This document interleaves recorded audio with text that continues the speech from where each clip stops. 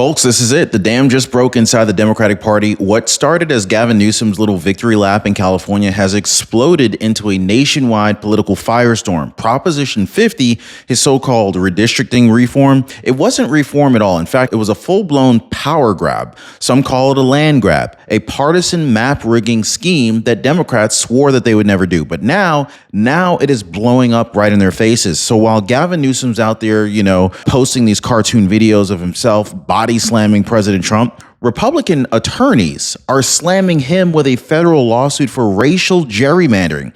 Wow. And the fallout, folks, it is ripping the party apart. And you've got these moderates out here panicking. Socialists they're celebrating, and leaders like Hakeem Jeffries staring down open revolt from their own base. Meanwhile, right across the country, the left's brand new darling, Zohran Mamdani, just took New York City by storm, turning the Democrat establishment upside down and forcing everyone to choose sides. Establishment elite or far left radical. And as if that wasn't enough, the entire government shutdown fight in Washington, D.C. just pushed everything over the edge. Jeffries is on defense, Chuck Schumer is losing control, and the cracks, they're starting to show everywhere. So today, I'm going to break it all down for you guys. California's lawsuit, Newsom's meltdown, Hakeem Jeffries' rebellion, and Zohran Mamdani's socialist surge, and why President Trump's America First agenda is now the only thing that is standing between order and just complete chaos inside the Democratic Party. Hit the like button and subscribe, because what's happening right now, this isn't just a setback for Democrats. This is the start of a civil war that they can't escape. Now, California has just detonated a political bomb called Proposition 50. Now, Gavin Newsom sold it to the voters as a reform, like a way to protect representation. But the fine print tells a completely different story. Prop 50 hands redistricting power right on back to the same Democrat-controlled legislature that voters stripped it from years ago. The so-called independent commission is gone, and right along with it is the pretense of fairness. So this wasn't about representation. This was about retaliation. Now, Newsom and his allies wanted to redraw these congressional lines before 2026 in order to claw back House seats that were lost under President Trump's America First resurgence. Well, the measure passed 64 to 36, but Californians are already asking, what did we just sign up for? So instead of empowering voters, it's centralized control in Sacramento's blue machine war room. Even some Democrats are quietly admitting the goal wasn't democracy, it was dominance. Now, one commentator put it bluntly: they took back the map so that they can take back the House. And so now, as the new district lines are appearing overnight, the ripple effects stretch way beyond California, because when you rig the map in America's biggest state, you don't just move boundaries, you move power. So within hours of Prop 50 passing, California Republicans struck back. Early this morning, they filed a federal lawsuit accusing Gavin Newsom and some state Democrats of racial gerrymandering, claiming that the new districts were drawn specifically to favor Latino voters and lock in Democratic dominance for the next decade. Their argument? It is a direct violation of the Voting Rights Act. This is the same law that Democrats usually wield as their shield, but now it's being used against them. And so the suit argues that Gavin Newsom's map deliberately carves up conservative regions, slicing Republican strongholds into coastal blue zones to dilute the opposition vote. Now, GOP lawmakers are calling it the most blatant partisan manipulations since Tammany Hall. And they've got momentum here. In fact, the U.S. Supreme Court, they're already hearing a very similar Voting Rights Act case in Louisiana, essentially setting a precedent that could determine whether California's new lines even survive. So Newsom, of course, he calls the lawsuit a Republican stunt. But his celebration video, this is an animated clip showing him body slamming President Trump. It didn't help his credibility at all. In fact, the optics are awful. So what was meant as a flex now looks like panic, because if this lawsuit sticks, Newsom's redistricting victory could become the single biggest Democratic misfire of 2025. Now, you wouldn't go years without checking your brakes on your car or your roof, would you? But most people go years without even checking their Medicare plan.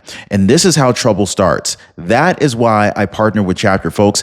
They review your Medicare coverage top to bottom to make sure that it still works for your life right now. Now, one of our viewers, she said, I didn't even realize how outdated my plan was until Chapter showed me. So let me ask you, Are you going to wait until the breakdown, or are you going to do what most people are already doing and getting the safety check right now? Now, most people, they're already dialing the phone number right there at the bottom of your screen, or they're visiting askchapter.org/Ron. There's a link down below. And of course, the phone number again is 909-563-8279. And when you call, tell my friends over at Chapter Ron says hello. Oh, and speaking of results, look at what real viewers have said. So Donna Perry, 3736 says, Chapter helped me, Ron, save $600. Now, I don't know about you guys, but $600 goes a long way. Well, it used to go further, but I think you get what I'm saying. Anyway, she goes on to say, thank you, Ron. I mentioned your name. Smiley face, all across the board. Hey, guys, this is what happens when you partner with the right people. You save money and you gain peace of mind. Now, here's where things get really, really dangerous, okay? Prop 50 doesn't just shift the lines. It shifts power in Washington. So under this new map, Democrats expect to gain up to 5 House seats. 5, okay? Count them 5, okay? In a single state. Now, California Republicans, who once held 9 seats, they could be cut down to just 4. Now, I want you to think about that, okay? The world's 5th largest economy being redrawn in a one-party empire while calling it equity. Guys, it doesn't make any sense.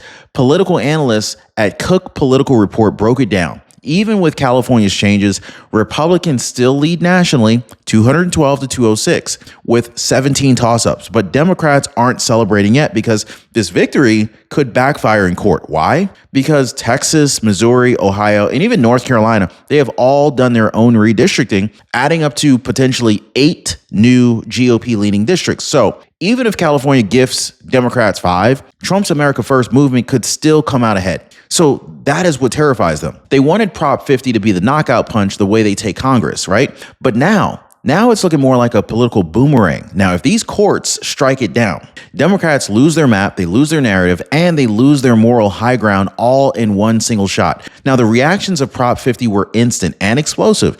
So Gavin Newsom, he called it a model for the nation, claiming that this was a counterattack against Donald Trump's red map strategy. He even urged blue states like Maryland, New York, and Colorado to follow suit and redraw their maps. But his victory speech came with a major problem. Way too much arrogance. Drop an arrogance down below if you know that Gavin Newsom's overly arrogant. It's like a salesman with the super slick hair. Anyway, instead of reassuring voters, Newsom mocked conservatives, bragging online, and turned what could have been a quiet win into a national scandal. Republicans pounced. Within minutes, GOP leaders blasted the move as a Democratic gerrymander dressed up as fairness. Now, conservative lawmakers, they reminded Gavin Newsom that California voters once demanded independent redistricting to stop this very kind of manipulation. And so now he's reversed it under the guise of voting rights. Yeah, go figure. Even neutral analysts are saying this is a PR disaster.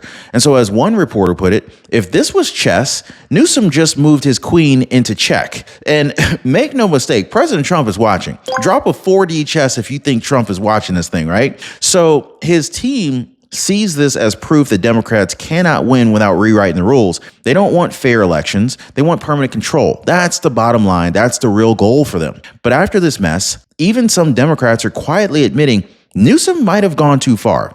Now, here's where the real story begins, because Prop 50 didn't unite Democrats. In fact, it split them, because behind the scenes, California progressives are furious. They're claiming that these new maps still favor entrenched establishment incumbents instead of fresh faces. Meanwhile, these moderates, they're terrified. They're terrified that Newsom's gamble has awakened the Republican base and handed Trump's allies a constitutional weapon through the courts. You can see the tension in their messaging. Some Democrats are calling for strategic discipline, while others are openly attacking their own leadership. This is the classic Democrat dilemma: elitists versus activists, technocrats versus radicals. Bernie's wing is saying, we're done waiting. The establishment says, don't rock the boat. But the boat's already sinking. And so when one party rule cracks, it doesn't crack quietly. It explodes. This is what we're seeing right now. This is an earthquake in California once it hits the fan, okay? In fact, the opening shots of a Democratic civil war is what we're looking at here. California's map manipulation didn't unify the movement. It ignited rebellion inside of it. Now, progressive organizers from anywhere from Los Angeles to San Francisco, they're hinting at primary challenges. Meanwhile, DC Democrats are scrambling to hold the line. This isn't policy anymore. This is clearly survival. And Gavin Newsom, he just lit the fuse of his own party's implosion. So while California burns politically, the tremors, they're reaching Washington. Hakeem Jeffries, Walmart Obama, Timu Obama, whatever you want to call them, the supposed future of the Democratic Party is suddenly on the defensive. Now, on MSNBC, a New York City council member hinted live on air that they are preparing to challenge Jeffries for his seat. That's not a rumor, guys. That is mutiny. So the challenger accuses Jeffries of failing working class New Yorkers, of caring more about foreign conflicts than affordable housing, and for siding with the Biden-era establishment over his own people. Translation: the socialist wing smells blood. Drop a Hakeem Jeffries failed if you think that he's failed. Guys, they see the Prop 50 backlash, the shutdown chaos, the plummeting approval ratings, and they're coming for leadership next. So Hakeem Jeffries, of course, he played it cool, issuing statements about unity and defending democracy. But the truth is, it's written all over his face. The base is restless, the far left is emboldened, and the moderates have just lost control. Even Bernie Sanders jumped in this week, admitting the obvious. Now, of course, there's some division within the Democratic Party, is exactly what he said. And so when Bernie's the one that's telling the truth, you already know that the ship is in trouble. So what we're witnessing isn't healthy debate. It is open rebellion. And this is happening right under Jeffries' nose. And so as if the map wars weren't enough, Democrats, they're now crumbling under the weight of their own shutdown. So President Trump, he's been crystal clear about this. He's ready to negotiate, but he will not bankroll chaos. Okay, fair enough, right? He's ready to negotiate. He will not bankroll chaos. Yet in Washington, Chuck Schumer and Hakeem Jeffries, they can't even get their stories straight. So one is blaming Republicans for starving workers, while the other one is admitting privately that it takes 60 votes to pass anything in the Senate. That's not leadership. That is confusion on camera. They don't even have their story straight. So when Trump called for scrapping the filibuster to get America's agenda moving, strong borders, tax relief, energy independence, the GOP rallied. Democrats, meanwhile, they panicked. Their messaging collapsed live on air. Jeffries looked visibly rattled when reporters pressed him on why he hadn't extended the negotiations the way that every administration before him had done. Well, this was an exposure moment. This was proof that the adults in the room are actually the ones that are holding the country hostage. So Chuck Schumer tried to spin it, claiming Republicans were causing economic pain, but Americans weren't buying it anymore. Airports are backed up. Families missed paychecks. And while Trump was in Miami touting record investments, Democrats were busy blaming everyone but themselves. The optics? A party in meltdown led by men who've completely lost the plot. Drop a pain in the comments down below if you've seen the backups in the airports, you know someone who's been affected by that, or you know families that have missed paychecks or have missed out on their SNAP benefits. If you've seen any of that, drop a pain in the comments down below. I want to see what you guys are seeing out there.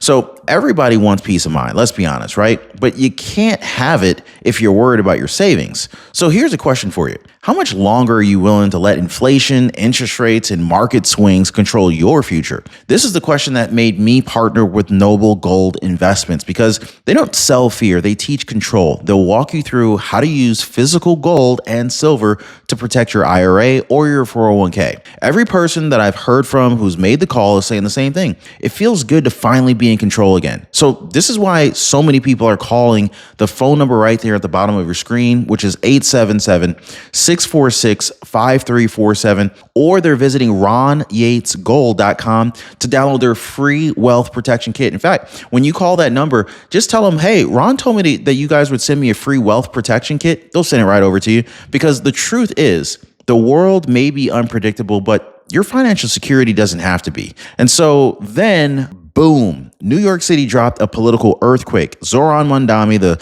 socialist firebrand that nobody in DC took seriously, just seized power and sent shockwaves through the Democratic establishment. Now, his victory speech wasn't unity. It was vengeance. He blasted ICE, slammed the president, and accused law enforcement of violating the law. Not one word about crime, drugs, or public safety, just ideology and resentment. Within hours, New York's fire commissioner resigned, citing irreconcilable values. That's not a peaceful transition. That is a purge. And all of a sudden, moderate Democrats who cheered Mondami's energy realized that they had unleashed a monster. Alyssa Farah Griffin called it exactly right. His speech divided New Yorkers by class, not by community. It wasn't hope, it was hostility. And even worse, though, Mondami's win gave the socialist faction new confidence. They're openly threatening primaries against establishment Democrats nationwide. Yes, even Hakeem Jeffries. This is AOC 2.0, but this time with bigger teeth and fewer guardrails. That's right. So Bernie Sanders, he even hijacked Chuck Schumer's own press conference to shout about the establishment problem. Now think about that. Democrats can't even hold a presser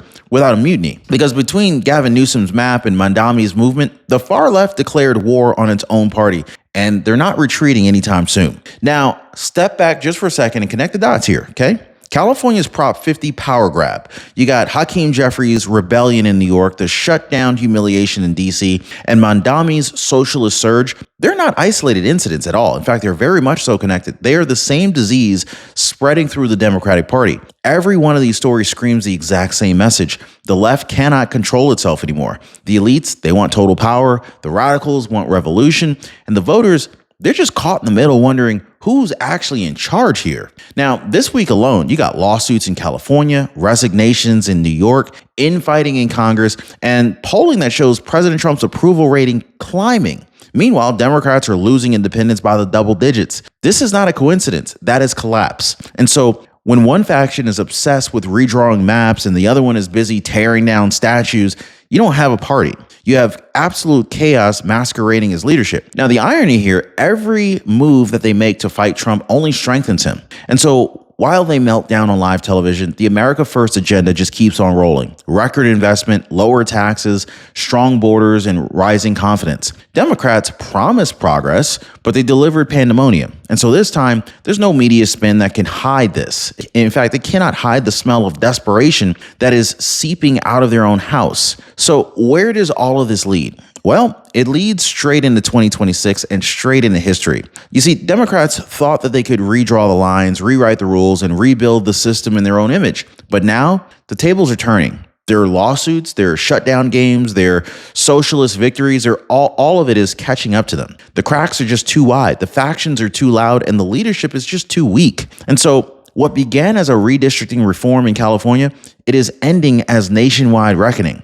President Trump, he said it from day one. When you put America first, everything else falls into place. Jobs come back, markets recover, the world respects strength again. But the other side, well, they're still stuck playing defense against their own allies, trapped in a power struggle that they just can't escape. So as the left burns itself down, the question for every American watching is very simple. Will you sit on the sidelines, or will you stand with the movement that's rebuilding this country from the ground up? Because the red wave of 2026 isn't waiting, it's rising. And after this week's Democratic collapse, nothing can stop it.